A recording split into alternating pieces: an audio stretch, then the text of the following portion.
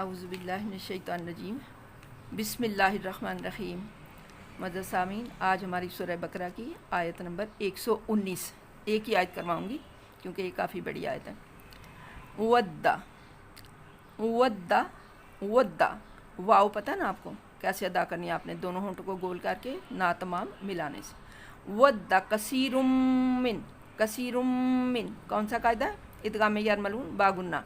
میں آپ سے ہی پوچھواؤں لیکن میں پھر خود بتا دیتی ہوں تاکہ آپ کا ٹائم نہ ویسٹ ہو، لیکن آپ ساتھ ساتھ یہ قاعدے جو ہیں وہ آز بار کریں اور خود جب میں بولتی ہوں ساتھ آپ بولا کریں کون سا قاعدہ ہے۔ وَدَّ كَثِيرٌ مِّنْ أَهْلِ الْكِتَابِ، اب من اہل یہ اظہار کا قاعدہ ہے، یہاں پہ آپ نے نون کو ظاہر کر کے پڑھنا ہے۔ من اہل الکتاب لو یردونکم، ایسے نہیں پڑھنا یردونکم، اس طرح نہیں پڑھنا، کیسے پڑھنا ہے؟ لو یردونکم، غنہ نہیں آنے دینا دو میں، دو ہے دوں نہیں ہے، دونکم یردونکم من بعد، اب یہ مم کم من، یہ ادغام شفوی ہے، آپ کو بتایا میم کا ادغام میں ہو رہا ہے۔ اب من بعد یہ قلب کا قاعدہ ہے، نون ساکن کے بعد با ہے، قلب کا قاعدہ ہے۔ من بعد ایمانکم کفارا، اس کو آپ اگر آگے لے کے چلیں، کیونکہ یہ دیکھیے یہ اوپر یہ سوال لام یہ جو ہے اس کا مطلب کہ آپ وصل کر سکتے ہیں۔ جیم نیچے وقف جائز کی علامت تھی، آپ نے وقف کر لیا کفارا، دونوں زبریں ختم کر دیں، الف پڑھ لیا۔ لیکن اگر آپ اس کو آگے چلانا چاہتے ہیں تو پھر کفارن حسدن، پھر اظہار کا قاعدہ بن جائے گا، اور جو اوپر ہوتی ہے نا، جب دو علامتیں لکھی ہوتی ہیں تو جو اوپر والی ہے اس پہ عمل کرتے ہیں۔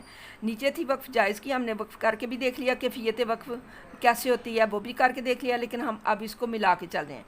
کفارن حسدن، اب یہ اظہار کا قاعدہ بن جائے گا، دو نون تنوین کے بعد حرف حلقی میں سے آ گئی ہے خا۔ کفارن حسدم من، یہ کون سا قاعدہ ہے؟ ادغام یرملون باگنہ۔ من عند کون سا قاعدہ ہے؟ اظہار۔ عند اخفا۔ من عند انفسہم، یہ کون سا قاعدہ ہے؟ اخفا۔ انفسہم من، یہ کون سا قاعدہ ہے؟ ادغام شفوی۔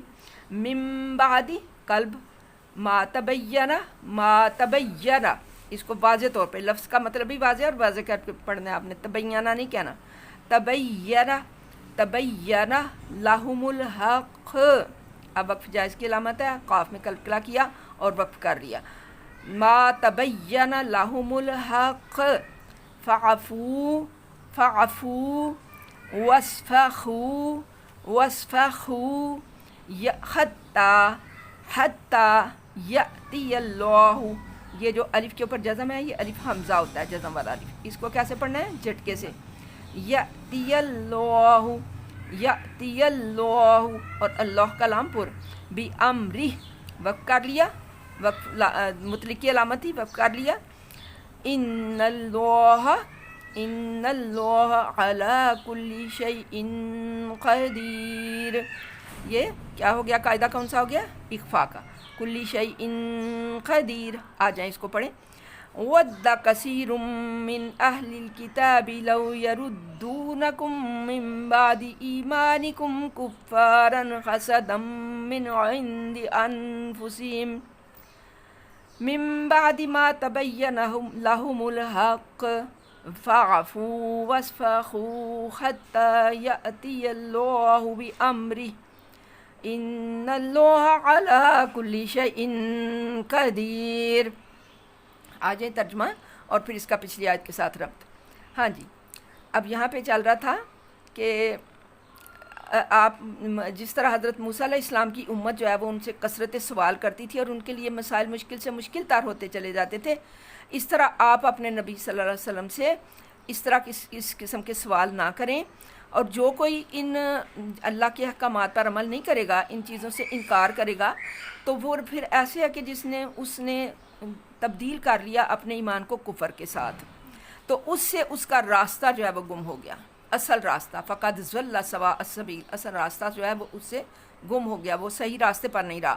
جو اللہ کے احکامات جو ہے ان کو پوری طرح سے قبول نہیں کرتا، جو پچھلی امتوں کی جو نبیوں کی مثالیں ہیں ان کے اوپر عمل نہیں کرتا، تو اپنا پھر وہ یہ ایسے ہے کہ اس کا ایمان جو ہے اس نے کفر لے لیا اور ایمان واپس دے دیا اور وہ بہک گیا راستے سے۔ اب آگے چلیں، یہ بھی آیت جو ہے وہ اسی سے ملتی جلتی ہے، اس کا ربط آپس میں جوڑا ہے۔ ودا، ودا ود محبت، مودت سے ہے نا یہ لفظ، ودا دل سے چاہتے ہیں، بہت ان کی بڑی خواہش ہے، کثیر من اہل کتابی، اہل کتاب میں سے بہت سارے لوگوں کی شدید خواہش ہے، لو کاش ایسا ہو جائے، یردونکم تم کو پھیر دیں، وہ یردون واپس لوٹا دیں، پھیر دیں، من بعد ایمانکم تمہارے ایمان کے بعد، کافر کہ وہ تمہیں کافر کر دیں ایمان کے بعد، حسدم من عند انفسہم من بعد ما تبین لہم الحق، کس کی وجہ سے، وہ کیوں چاہتے ہیں یہ کہ ان کے دلوں کے اندر جو حسد ہے نا، حسدم من عند انفسہم، ان کے دلوں کے اندر جو حسد ہے اس کی وجہ سے، من بعد اس کے بعد بھی، ما تبین لہم الحق جب حق ان کے اوپر واضح ہو گیا، حق واضح ہو گیا کہ یہ نبی آخر الزماں ہے، یہ اللہ کا آخری کتاب ہے، اس کے باوجود بھی جو ان کے دلوں کے اندر حسد ہے، اس کی وجہ سے وہ نہیں چاہتے کہ آپ لوگ اپنا ایمان جو ہے وہ قائم رکھو، وہ یہی چاہتے ہیں کہ آپ کو ایمان سے برگشتہ کر دیں، آپ ایمان سے پھیر دیں اور آپ واپس ان کے دین میں چلے جاؤ۔ یہ بھی میں بتاتی ہوں اس کی شان نزول، اس کا حسدم فعفو، لیکن آپ کے لیے کیا حکم ہے، فعفو آپ ان سے درگزر کر دیں، آپ ان کو بھلا دیں، آپ ان سے منہ پھیر دیں، وصفہو اپنے جو معاملات ہیں ان میں صلح صفائی رکھیں، اپنے معاملات سیدھے رکھیں، حتیٰ یہاں تک کہ یاتی اللہ بامری، اللہ اپنا حکم لے آئے، اللہ کا حکم کون سا ہے، قیامت آ جائے، یا پھر حق و باطل کے درمیان جو ہے فیصلہ کن مارکا ہو جائے، ان اللہ علی کل شیء قدیر، بے شک اللہ ان میں سے جو چاہے کر سکتا ہے، ہر چیز پر قادر ہے۔